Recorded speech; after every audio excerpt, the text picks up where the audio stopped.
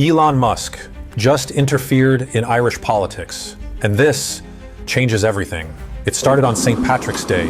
Conor Mcgregor, Ireland's most famous fighter, walked into the White House. He wasn't there to fight. He was there to make a statement. Standing beside Donald Trump, he called out the Irish government.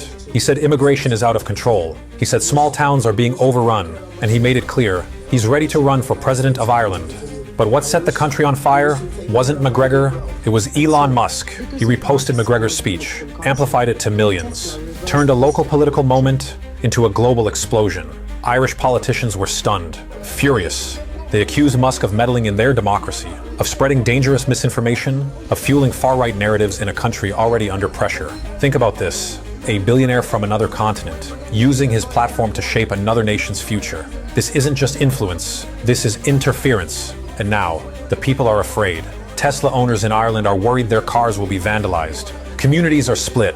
The internet is boiling. And Musk, he says nothing, just watches the chaos unfold from behind his screen. But this goes deeper than Ireland. This is a test of how much power one man can hold when he owns the platform, controls the narrative, and answers to no one. So ask yourself, if this can happen in Ireland, who's next? If democracy can be disrupted with a single post, what are we really voting for? And if the voices we trust most are no longer elected, then maybe it's time to wake up. Subscribe, because this isn't just about Ireland, it's about all of us. And trust me, you'll want to be here for what comes next. Something dangerous is happening. The world is drifting back into the shadows of its past, not through war alone, but through ambition, manipulation, and raw power. Welcome to the new age of empire. For decades, the world followed one simple rule: you don't take land by force. That rule held the global order together. But now, it's cracking. Russia invaded Ukraine. China eyes Taiwan. Trump talks about acquiring Greenland, the Panama Canal, even parts of Canada. You heard that right? This isn't ancient history. This is 2025. The rulebook written after World War II is being burned, and in its place, powerful nations are carving up the world all over again. It's not just warplanes and tanks. It's ports, resources, alliances, and influence. Beijing is expanding BRICS, pushing a new world order where the West no longer leads. Moscow justifies conquest like its destiny. Iran and North Korea cheering from the sidelines. They're calling it the axis of upheaval, and America, locked in political chaos, too divided to notice the map being rewritten. This is no longer about borders, it's about power, and who gets to decide the future. And the question is simple: will we fight for the world we built, or surrender it to those who want to rule it again? Because make no mistake, empires are rising, and the peace we've taken for granted, it's on life support. If you believe in truth, in freedom, in the right of nations to stand on their own, then hit that subscribe button, because you need to know what's happening out there. This is the fight for the planet, and it's only just begun.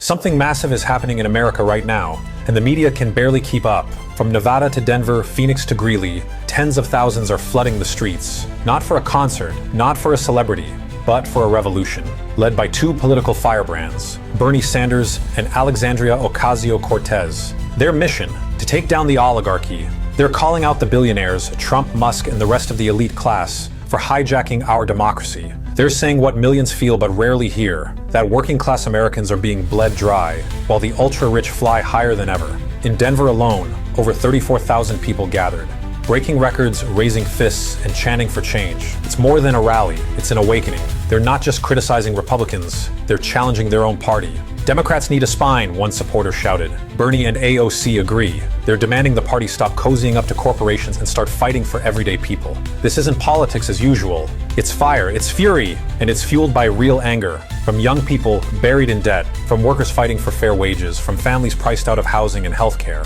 And what are they asking for? Not handouts, just fairness. A system that doesn't reward greed and punish struggle. But the clock is ticking.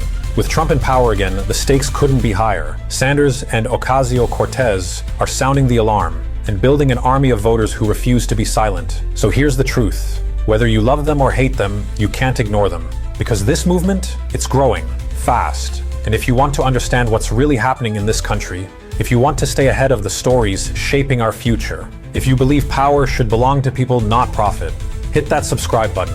Don't just watch history, be part of it.